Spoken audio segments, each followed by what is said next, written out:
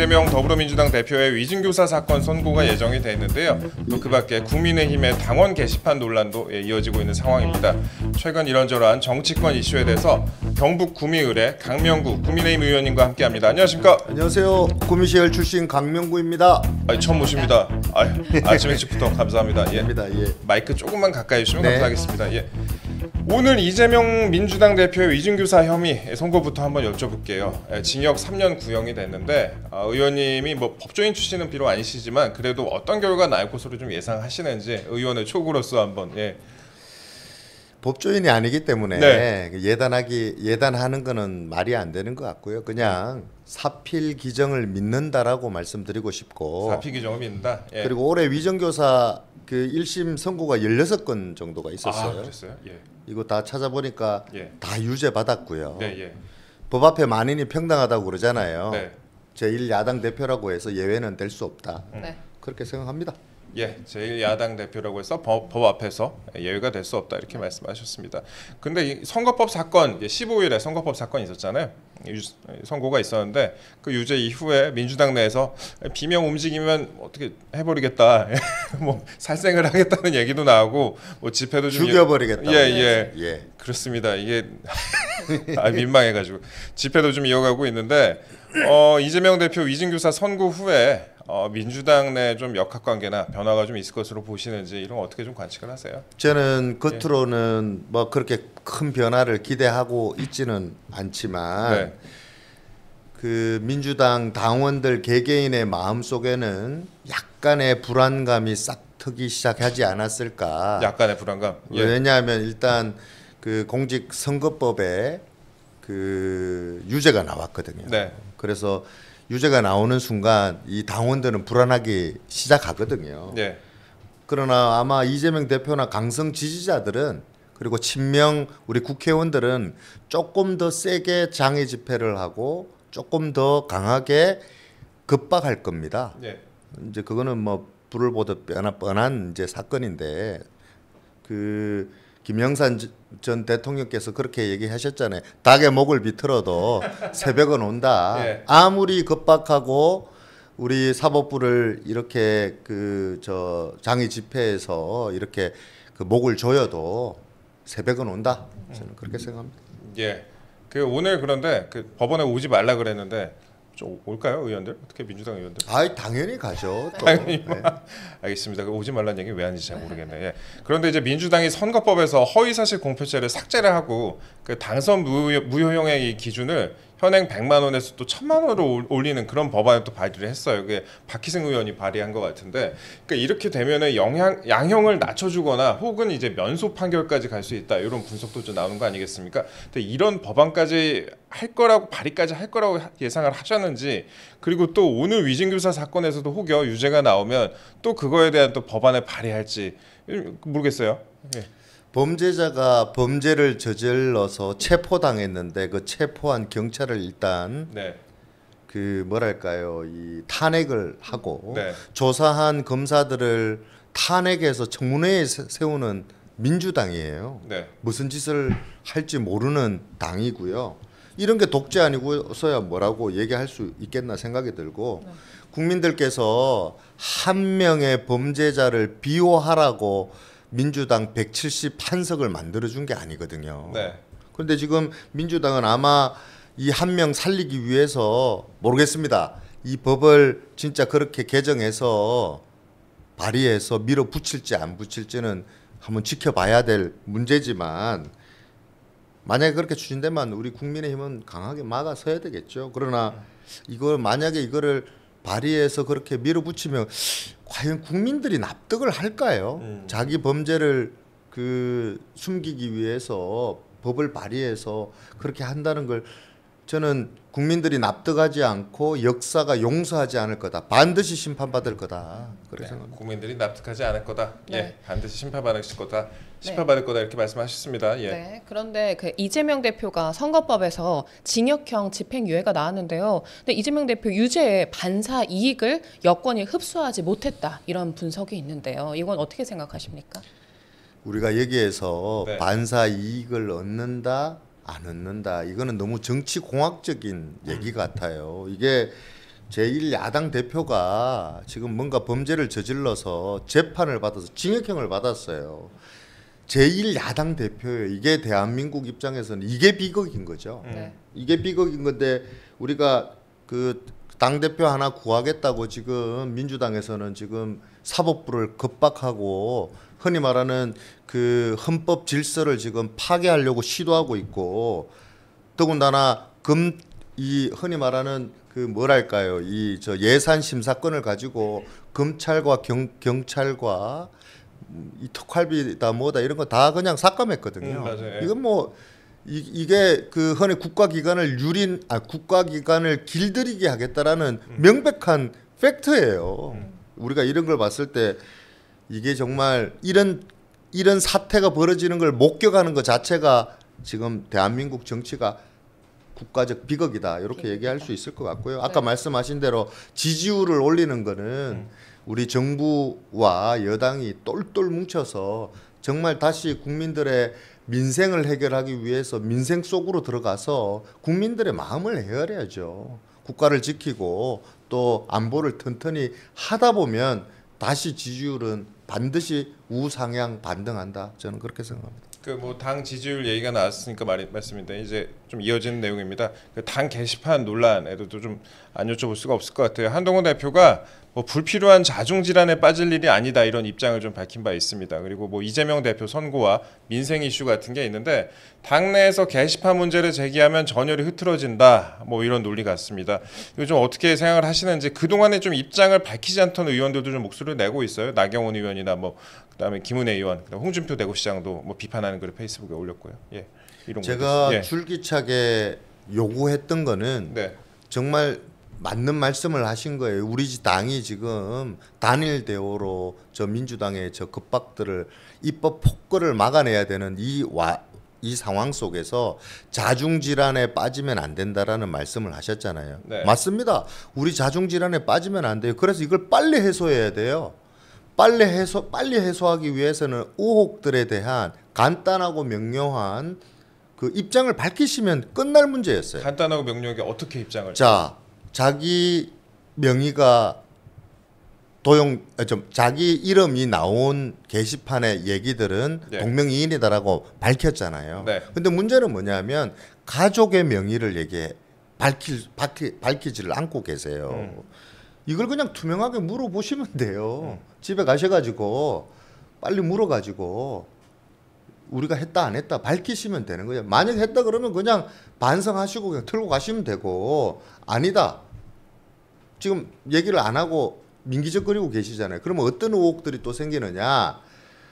명의가 도용된 건가? 아니면 매크로처럼 뭔가 여론을 조작하는데 이게 우리 대표의 가족들의 명의가 해킹됐는가? 도용됐는가? 이런 자칫 잘못하면 범죄로까지 이게 갈 수가 있거든요. 벌써 2주가 지났어. 이게 논란이 된 게. 2주가 지났네요. 예. 당대표께서 밝히고 넘어가야 될 문제를 이렇게 자꾸 의혹을 키워버리니까 아까 말씀 앵커께서도 저한테 질문했잖아요. 앵커께서 관심 없었으면 이거 저한테 질문하겠습니까? 안 했을 거 아니에요. 당원들 엊그저께도 제가 지역에 가서 우리 당원들하고 행사하면 당원들이 이거에 대해 엄청 관심이 많습니다. 지금 빨리 해결해야 된다. 또 다른 자중질환에 빠져서 아까 말씀하신 대로 또 지지율이 빠진다라고 걱정하시는 분들 많이 계시거든요. 지금은 당대표의 강력한 리더십이 필요할 때다. 빨리 문제 해결해야 된다. 그렇게 생각합니다. 그러면은 제가 이제 질문을 그래도 친한계 입장에서 좀 드릴게요. 그러면은 이제 내용들을 그제 이제 한 종편에서 단독 보도를 붙이고 보도를 좀 내놨어요. 한동훈 대표가 그 가족과 동일한 이름으로 올라온 당원 게시판 글 1068개 전수조사를 했다. 대부분의 기사나 격려였다.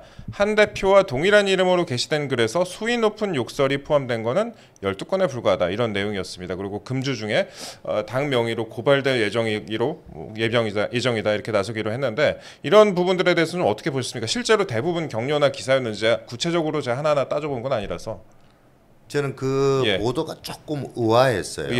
왜냐하면 정말 전수조사를 했는지 안 했는지를 밝혀야 되는데 원래 저도 당 사무총장의 보좌역을 했던 경험이 있는 친구 입장에서 우리가 뭔가 밝힐 때는 설명 위주로 하지 단독 위주로 가지 않거든요. 예. 단독 보도로 안 갑니다. 당의 뭔가 입장을 설명할 때에는 공식 입장은요. 인터뷰 설명을 하죠. 공식 설명을 보도 자료를 내거나 보도 자료를 내거나. 근데 그렇게 하지 않았고 12건이 맞냐 안 맞냐 얘기를 하셨어요. 그런 것 같지 않거든요. 아, 그래요? 지금 이거 명백하게 지금 캡처 돼 가지고 증거들이 다 있어요. 네. 이거 나오면 다 드러나게 돼 있고요. 둘째는 대통령 부부뿐만 아니라 여러 지금 우리 여당의 정치인들 비난하는 글들이 쇄도했었거든요. 제 이름도 있습니다. 어떤 내용이에요? 제 이름 얘기하기는 좀 그렇고 제 얘기도 비방하는 거 찾아봐야겠네. 좀 있는데 자 이게 수위가 높다 안 높다. 네. 비방하는 글의 수위가 12건밖에 안 됐다라고 단독 보도 나온 거니까 물타기밖에 안 된다. 그리고 너무나도 중요한 본질은요. 네. 이거를 비난했다, 욕설이다, 기사다, 그냥 격려하는 글이다. 이게 중요한 게 아니고요. 네. 누군가가 익명성을 기대서 비열하고 저급한 말들로 비방을 해서 비난을 해서 그거를 여론을 만들어서 흔히 말하는 이게 뭐라 그럴까요? 비난을 해서 여론을 조직적으로 조작했느냐 안 했느냐가 중요한 거거든요. 아, 비난 글을 통해서 여론을 만들었느냐? 예. 그게 왜 그러냐? 명의도용한 그 명의가 한 곳에 집중했거든요. 계속. 네. 그 집중한 댓글과 요것들이 한 번에 이루어지는 일들이 많았단 말이에요. 그걸 통해서 기사화가 된 것들이 많아요. 그게 여론을 조작했느냐 안 했느냐, 그게 가족들이 했느냐 안 했느냐가 팩트인 거예요. 그러니까 문제의 본질을 자꾸 호도하는 거예요. 우리가 얘기하는 거는 그 명의가 누구 거냐, 가족 거냐 밝히시면 되고요. 그 명의로 여론을 조직적으로 조작했느냐 아니냐, 그게 본질입니다. 이 수치가 그런데 당에서 어떤 식으로 파악을 한 거예요? 그러니까 법률자문위에서 뭐 조사했다 이런 보도 좀 있었는데 이게 어떤 기준으로 어떻게 파라고? 제가 아까 말씀드렸다시피 당의 사무총장의 보좌역을 해본 입장에서는 이거는 공식적인 입장이라고 할 수가 없어요. 공식적 입장이 아니다. 왜 그러냐면 법률자문위원회라는 건 당의 공식 법률 자문을 받아서 진짜 자문을 하는 곳이에요. 이게 그 비방하는 글이 수위가 높았다 안 높았다를 자의적으로 해석할 수 없고요. 그러면 자 법률자문위원회가 공식적으로 했다 그러면 회의를 소집해야 되고요. 네. 안건을 상정해야 되고요. 안건을 처리했으면 그 안건에 대한 아까 말씀드린 대로 설명을 해야 되는 자리가 있어야 돼요. 어떻게 어떤 기준으로 어떻게 조사했다라는 걸 발표를 해줘야 돼요. 네. 근데 지금 공식적으로 그렇게 한 것 같지는 않거든요. 그래서 이게 법률자문위원회의 공식 입장은 아닌 것 같아요. 제가 봤을 때 위원회 차원은 아닌 것 같아요. 조금 더 들여봐야 되겠지만 그러면 보통 이런 일을 할 때 사무총장 책임하에 사무총장이 지시를 내려요. 그 부서에 홍보국이 되겠죠. 이거를 담당하려면 그러면 거기에 기준과 조사 방식을 정해야 돼요. 거기서. 그래서 어떻게 했다라고 해서 이거를 설명하는 아까 말씀드린 대로 뭐 기자회견이나 뭐 이런 걸 해야 되겠죠. 발표를 해야 될 거 아니에요. 보도 자료를 내거나. 근데 그런 게 없었다. 그럼 이게 도대체 갑자기 모 언론사에서 단독을 냈거든요. 이게 당의 공식 입장이다라고 처음엔 냈어요. 아니다. 당 사무처에 확인했다 그랬어요. 아니다. 법률자문위원회에 확인했다 그랬어요. 그러니까 뭐가 지금 앞뒤가 자꾸 맞지 않는 거예요. 그래서 이게 자칫 잘못하면 또 다른 의혹이 생겨요. 이런 게. 왜냐하면 법률자문위에 누가 언제 어떻게 이거를 조사했는지 또 밝혀야 돼요. 또 다른 의혹이 될 수 있다. 그럼요. 이걸 왜 이렇게 하는지 모르겠어요. 이게 당 공식 기구예요.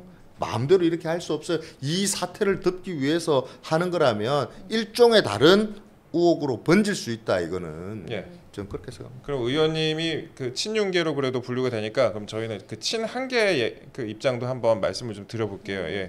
네, 일각에서는 이제 제2의 일심 논란이다.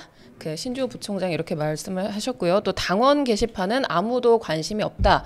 조회수도 낮고 버려진 게시판인데 달려드는 모습이 참 한심하다고 하는데 이건 동의하십니까? 동의할 수 없고요. 이거를 이렇게 봐야 되죠. 당원 게시판이 아무 관심 없다. 근데 당원 게시판에 아무 관심이 없었는데 네. 갑자기 당원 게시판에 글들이 올라오고 조직적인 똑같은 글들이 모이면서 여론이 형성되어서 그 여론을 기사가 쏟아졌어요. 그리고 그 쏟아진 여론이 특정 그 뭐랄까요, 그 패널로 나가시는 방송하시는 분들이 특정 성향이 있는 패널들께서 방송에 나가서 여기 출처가 여기다, 여기 이런 여론들이 생겼다라고 해서 방송을 했어요. 그게 또 기사가 돼요.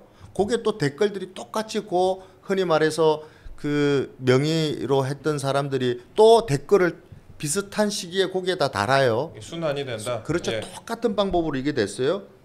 이게 그 문제의 계정들이 한 몸으로 움직이면서 뭔가를 했다면 여론 조작이 맞잖아요. 그래서 이게 지금 당원 게시판 아무 관심이 없던 게시판이 왜 이렇게 이용되었나를 문제를 해결하고 가지 않으면 더 큰 문제를 낳는다. 저는 그렇게 봐요. 이게 2주 정도 됐는데 이게 이슈가 사그라들지 않는 이유가 뭐라고 생각하세요? 지금 금방 앵커님 저한테 친윤이라고 얘기했잖아요. 예. 이게 친윤 친한에 무슨 상관이 있어요? 이거를 친윤 친한으로 몰고 가는 것 자체가 해당 행위예요.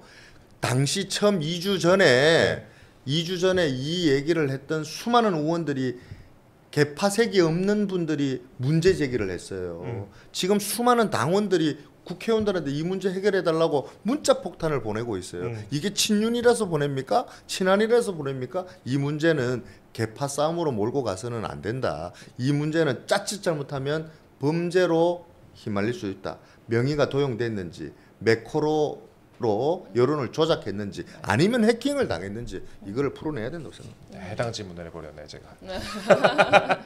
근데 일각에서는 이제 한 대표 측이 쓴 글이 맞다고 해도 이거 문제될 거가 있냐? 작성자로 다른 정치인들 이름은 없을 거 아니야? 이런 반응도 좀 나왔습니다. 뭐 친한계 핵심 당직자 이런 식으로 뭐 쿼트가 붙었고 나온 것 같은데 이런 부분에 대해서 좀 어떻게 보십니까? 그러니까 예. 우리가 보통 기사를 쓸 때 그렇게 하잖아요. 핵심 관계자 또 내지는 뭐 당 사무처 관계자 나중에 되면 다 드러나게 돼 있어요. 예, 그럼 이거 요거 관련해서 마지막 질문 좀 드릴게요. 금주 중에 당 명의로 고발할 예정이다. 한 대표 측이 이렇게 나왔습니다. 수사로 밝혀질 거다. 뭐 이런 입장 같은데 이른바 이제 뭐 그런 반대쪽에 있는 입장에서는 당무감사를 또 주장을 하고 있습니다. 중앙선관위가 일단 정당의 당원 명부 내부 열람을 제한하는 그런 규정은 없다 이렇게 밝힌 바 있습니다. 근데 이를 두고 일각에서는 또 익명 게시판을 정치적으로 검열하는 거 아니냐 또 이런 얘기도 나오고 일반 당원은 당무감사 대상도 아니다 이렇게 밝히는데 이런 부분에 대해서는 좀 어떻게 생각을 하시는지 그 다음에 또 앞서 국힘에서 작성자 한동훈은 73년생이 아니고 동명이인이다 이렇게 밝혔는데 이 정보는 또 어떻게 확인이 된 건지 이런 거 좀 말씀 부탁드릴게요. 제가 어떻게 확인이 됐는지는 지금 저로서는 제가 알 길이 없고요. 그냥 당에서 그렇게 설명했으니까 믿어야 되지 않겠습니까? 당에서 거짓말 했다고는 저는 생각을 하지 않는데 단지 당대표권은 그렇게 간다 하더라도 이 가족 계정은 어떻게 설명할 건지 빨리 설명하시면 될 것 같고 당무감사든 수사든 대표께서 가족께 물어봐서 썼나 안 썼나 물어보시면 돼요. 그냥 발표하시면 돼요. 그냥 투명하게 하시면 끝날 일이라고 생각하고요. 당무감사를 해야 하나 수사를 해야 하나 가족에 대한 계정이다 아니다. 그냥 밝히시면 모든 게 해결된다. 그래서 알겠습니다. 그러면 저희가 또 다른 질문도 한번 여쭤보겠습니다. 그 대통령실 뭐 인적 쇄신 이런 부분에 대해서도 기사가 좀 나와가지고요. 이제 윤 대통령이 임기 반환점을 맞이를 했습니다. 딱 절반 왔는데 의원님도 이제 대통령실 출신으로서 혹시 이제 인적 쇄신을 한다면 가장 중요한 부분은 어떤 거라고 생각을 하시는지 혹시 뭐 예상되는 개각 규모 이런 거 좀 들으신 거 있는지 여기서 좀 풀어주고 가시면 감사하겠습니다.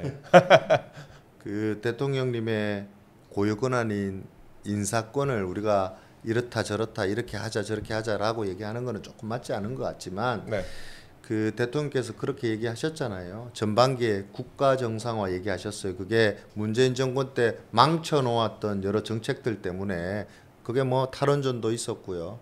한일 관계 복원도 있었고 한미 동맹 복원도 있었어요. 지금 한미 동맹 복원 같은 경우는 최고 수위까지 올려놨고 그러나 이거 국가 정상화를 하는데 2년 반 걸린 거예요. 그러나 지금 우리 서민들 그리고 소상공인 자영업자들의 그 윗목까지 딱 따뜻해지는 정책들은 아직 많이 부족했다라는 자성도 있었던 게 사실이거든요. 그 일들을 지금 이제 하려고 하시는 것 같아요. 그래서 우리 국정 전환을 민생 정상화로 가지고 가실 것 같아요. 그러면 민생 정상화로 가지고 가시기 위해서는 거기에 걸맞는 우리 인재들을 발굴해내야 되지 않겠습니까? 지금 남들은 규모를 얘기하고 신속성을 얘기하고 조급하게 말씀하시는 분들도 많으시거든요. 네. 그런데 저는 그거보다 더 신중하게 가야 될 거는 지금 트럼프 2기가 이제 들어왔고 그렇죠. 대내외적으로 국가가 지금 많이 힘듭니다. 지금 특히나 북한이 러시아 파병 문제, 우크라이나 전쟁 문제 이런 것들이 복합적으로 지금 대한민국에 그 적용되고 있기 때문에 경제뿐만 아니라 안보 문제까지 제대로 일을 할 수 있는 사람들 인재를 적재적소에 제대로 배치해야 된다. 그러면 그렇게 하기 위해서는 이 사람들의 능력도 봐야 되지만 도덕성도 또 봐야지 또 네. 청문회를 통과할 거 아니겠습니까? 그런 것들을 뭐 누가 나와도 통과 안 시켜줄 것 같긴 한데. 그래서 속도도 중요하지만 네. 검증도 중요하고 능력이 최우선되는 인적 쇄신으로 나아가야 되지 않겠느냐. 너무 조급하게 생각하지 않으셔도 네. 국민들께서 이해하시지 않을까 저는 그렇게 생각합니다. 예. 또 그 강훈 전 정책홍보비서관의 한국관광공사 사장 그 지원 철회에 이어서 강기훈 전 행정관도 그 사의를 표명했는데 언론이 이거에 대해서 이런저런 의미를 부여를 하고 있습니다. 근데 대통령실에서 함께 근무 이제 하셨던 그 의원님께서 보시기엔 어떻습니까? 이게 보통 개개인의 능력이나 도덕성, 네. 뭐 처신으로 우리가 보통 이 놓고 판단해야 되는데 네. 이 문제는 계속 끊임없이 누구 라인이다, 여사 라인이다, 비선 라인이다 라고 프레임을 짜고 공격했거든요. 그러나 지금 뭐 강훈 비서관 같은 경우 이미 대통령실을 떠나가지고 이분은 쇄신의 대상도 아니에요. 솔직히 따지고 보면. 꽤 오래되셨죠. 그러니까요. 예. 그런데 우리 이분께서 국정에 부담 주기 싫다라고 하시면서 본인의 뭐랄까요 입장을 얘기하신 거잖아요. 네. 저는 이분의 뭐랄까요 중심이랄까요 이거를 충분히 존중한다 생각이 들고요.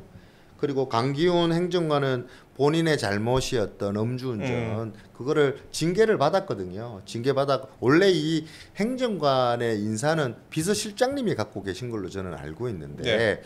그런 절차를 가지고 가는 와중에 아마 이런 본인도 이런 부담이 국정에 이게 자기의 잘못된 처신이 국정에 부담을 줄 수 있겠구나라고 판단하신 것 같아요. 네. 그래서 저는 그 모든 결단에 대한 평가는 존중되어야 마땅하다라고 생각이 들고요.